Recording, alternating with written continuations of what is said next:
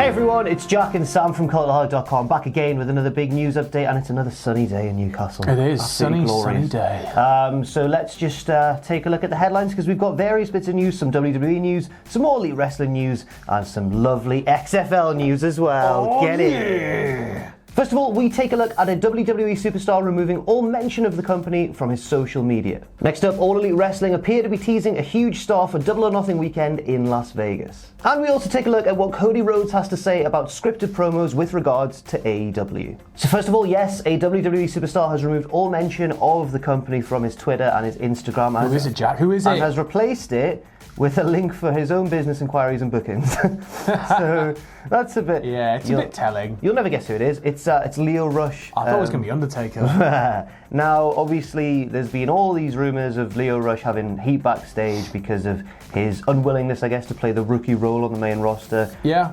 Fetching water for people, carrying bags, that sort of thing. Yeah. Things that it's sort of received a backlash from certain other wrestlers who've previously worked in WWE, and then figures in the industry who've said, like, it's just what everyone does.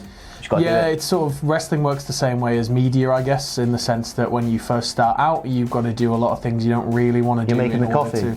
You're making the coffee, you're the lackey, you're running around after people, and it's crap, and it's really archaic, but it's part of, I guess, in an industry where it's built on like honour and tradition, and it's just part of the way it goes, I guess. It does throw into sort of perspective, though, that there's been a big sort of topic recently about I guess, the relative severity of punishments compared to what they've actually done. Yes, yeah. Especially with the whole Lars Sullivan stuff recently as well. But Leo Rush has obviously not been seen on TV for quite some time as well, which many people believe, I'd suspect maybe correctly, has something to do with this heat backstage that he's got. And it's sort of, you can tell it's kind of giving Bobby Lashley a bit less direction as well. He seems to be sort of floating around. Sometimes he's with Shane, sometimes he's like a heel for hire. He needed Rush there as his hype man, and it worked so well, I think. Yeah. Regardless of what you think about Leo Rush, you have to admit he's very good on the microphone. He's so charismatic. And we forget as well, since his time on the main roster, he is a really good wrestler. He just didn't get much of a chance to show it as well. Yeah. But in contrast, Sasha Banks, this was slightly older news. This was sometime yesterday or maybe the day before, but she responded to a fan who tweeted, "I unfortunately side with WWE in the case of Sasha Banks. Quitting because you don't want to lose is extremely selfish. As a 4-time women's champion and first women's tag team champion, a lot of women put you over for you to walk out like this. Hashtag ungrateful." And she replied just saying, "Who said that? Like, who said I'm going to leave?" Which is, she's playing devil's advocate slightly, because she's alluded to AEW and stuff, and she's also not been seen on TV for quite some time. Like, I get it, like the whole thing of, but the thing is, it's word of mouth, and things spread in such a weird way. There's been no confirmation that Sasha did indeed kick off backstage about it. There's been no like hard evidence. WWE haven't said anything. No. Sasha hasn't publicly said anything, so we don't know. But it's like, oh well, she was really unhappy at dropping the belts, and it's like, fair enough. And then like, oh, she's going to quit because of it, because she hasn't been seen on TV. And it's like, well, it could be a myriad of things. It could be something completely different that we don't know about. We just got to keep watching and keep like finding out what's happening. But, and I get, the other side of the argument is that belts are just a prop, and you shouldn't really. It's not like you've went to the UFC and fought like a legitimate match to win a belt. They're there to push storylines forward and all of that stuff, but it's just a messy situation that's being, I guess, made a little bit worse by Chinese whispers. Yeah, and I think if it is true, and there has been a major blow up because of them dropping the tag titles at WrestleMania, I think it might not be. I could totally see it, because it may not be about the belts themselves and being the champions for a long time, but maybe because of the matches they were promised. They turned up on NXT saying, "We want to come back and defend NXT." Yeah, they look a little bit silly, don't they, because of it? And it's. I guess it also relates into the company having faith in you, which is, the belt is always a sign, even though it is a prop. It's a sign that the company has faith in you. Yeah. But that being said, multi-time champion. It's just, again, one of those situations where until we know the hard truth, this stuff's just kind of keeps cycling. I just thought it was an interesting contrast with Leo Rush totally removing mentions of WWE, which is typically a sign of unhappiness. Without tweeting anything alluding to anywhere else. Yeah, of course. But then Sasha Banks has stirred the pot a little bit, but has now said, "Who said I'm leaving?" Which is technically true. She hasn't said she's leaving, so fair enough. Yeah, I guess it's just one of those things where we'll have to just keep an eye on it and see where it goes. Next up, of course, as you may have seen on social media, it was the Warner Media upfronts yesterday. We obviously already reported on the breaking huge news yesterday that TNT have officially announced a deal with All Elite Wrestling for a TV show. And then it was revealed that the stars of AEW were there. Yes, they were all there. Well, not all of them, but not a lot of the high-profile ones. Not Jericho. He had a nice little promo on the old Twitters. Apparently, I think I read this in The Observer, apparently that was because they wanted to keep it slightly old school and not have Jericho there and Omega at the same time, because they're obviously main eventing and they didn't want to, unless it was for an angle, they didn't want them both there. My favourite thing with that was somebody tweeted Jericho about that promo, because apparently he was wearing gold rings while he was supposedly working out at the gym, and he just sort of reacted in a really harsh way to the guy. Now, they were doing various red carpet interviews and stuff at the upfronts, and various members of All Elite Wrestling kind of shed some light on certain things that may or may not happen in Las Vegas for Double or Nothing, and may or may not happen for AEW as a whole. So I'm going to start off with this one, which is that they seem to be teasing a big name for the Double or Nothing event.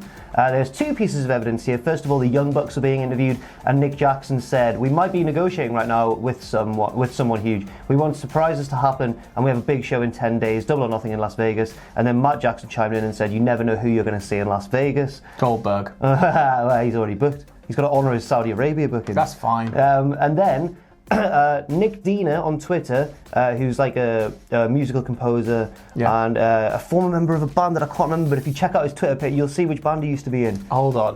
You keep talking, let's find out. I'll read out what he said. He said, "Whoa, huge news. The theme song I wrote and recorded for a top secret wrestler is going to be heard regularly on TNT. Damn." Which is also saying, like, who's it going to be?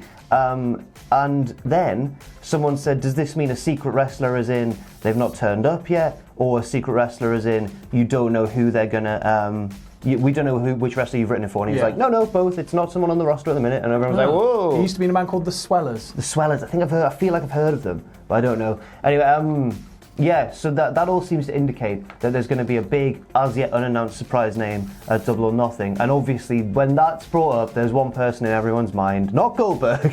It's Goldberg, mate. Simon D. CM Punk is the name on everyone's mind when that sort of happens. It's either CM Punk or it's John Moxley in it. But the thing with Ambrose is just, Moxley, is that WWE followed his socials. I don't understand why they do that. Like, I don't understand why they do that if he was leaving.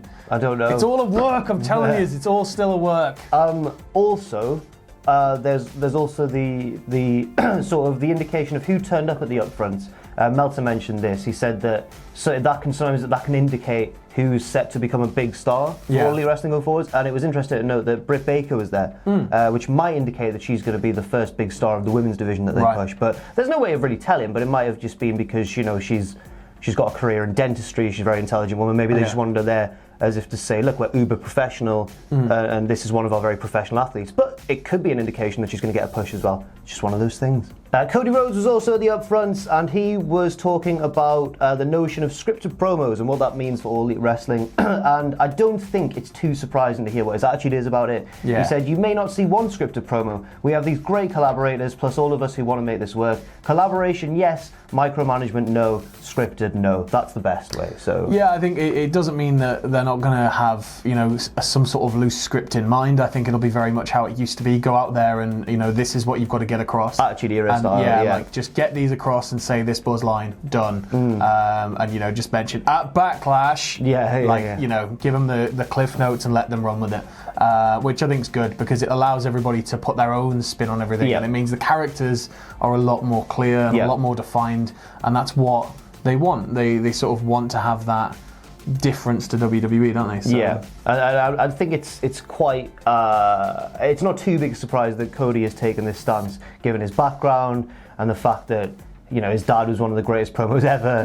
And didn't seem and wasn't scripted at all. He just went and was just a natural talent on the microphone. And I think that having grown up around that, and obviously with the Attitude Era as well. Hard Times was actually written by George Lucas. But I feel as though. It's no surprise that given his whole southern background in wrestling and everything, he's going to want that more authentic feel. Of course. I think that's going to be one of the things that helps not only separate it All Elite from the WWE style, but also help tap into this more legit feel they want to give All Elite Wrestling as well, with the whole sports and statistics edge that they want to. So I think it's quite exciting, and I'm excited to see like what it looks like when it comes out. I'm excited to see what the shows look like. Yeah, I want to know the structure. I want to know how it's going to go, like work match by match. I want to know what this sort of like all the statistical breakdowns going to look like, how it's going to be implemented. I want to know all of this juicy stuff. Yeah, me too. Delicious. And finally, just an update on the old XFL. Now, this was from the Brad Shepherd, at the Brad Shepherd on Twitter. His name's actually Brad Shepherd. Yes. He said, a high-level source speaking to me on Triple H liking tweets critical of Vince McMahon and the current TV product says, Hunter is definitely working people on Twitter. This wasn't by accident. He hasn't just like accidentally tapped like and gone, oh no.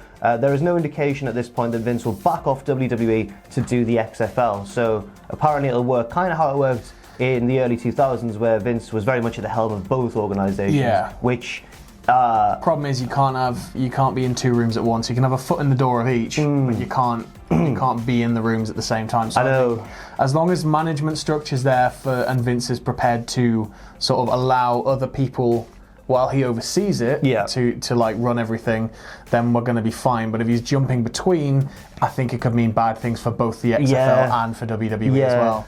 So I think this could be a point where we start to see some proper ructions if he is going to be turning up like religiously to both and managing both in that fashion. We know that Vince is like a workaholic as well, so I think even despite his advancing age, he'd still want it. He'd still want to do it, but it's like that amount of stress, man. It's like he's got to like work out. You've got to chill, Vince. Yeah, you've got to chill. Because everyone would always say, you know, oh, when the XFL starts, Vince will want all his attention on that, and then Triple H can to the take fact over. That he was going to be stepping away from WWE to do it himself, and that was when they made the first announcements. He was very much going to be fully on board with XFL and stepping away a little bit from WWE, but. Yeah, well, all it says here is there is no indication at this point that Vince will back off WWE in the XFL. I think like we're going to see him step away a little bit, but he's not going to be at every show. But he's still going to be there as much as he can physically be, because the XFL is his biggest failure and it's the biggest thing he wants to rectify over his entire career. So he's going to be very much dedicated to that. I think it's going to be like a 60-40 split. Right. Yeah. And just before we leave as well, saw a little stat on Reddit about the WWE Championship. Kofi Kingston has already eclipsed Batista's time with the title, which surprised me so much before I realised that all of Batista's world title reigns were mainly with the World Heavyweight Championship. But no, I'm glad that Kofi's had a bit of a longer reign. I was worried that he was going to lose it the next night or the next pay-per-view. He could still lose it at the next pay-per-view, but who knows? I don't know. I think I want to see a long reign for Kofi. I know. I'm buzzing for him, but we'll see how it goes. Thanks very much for watching.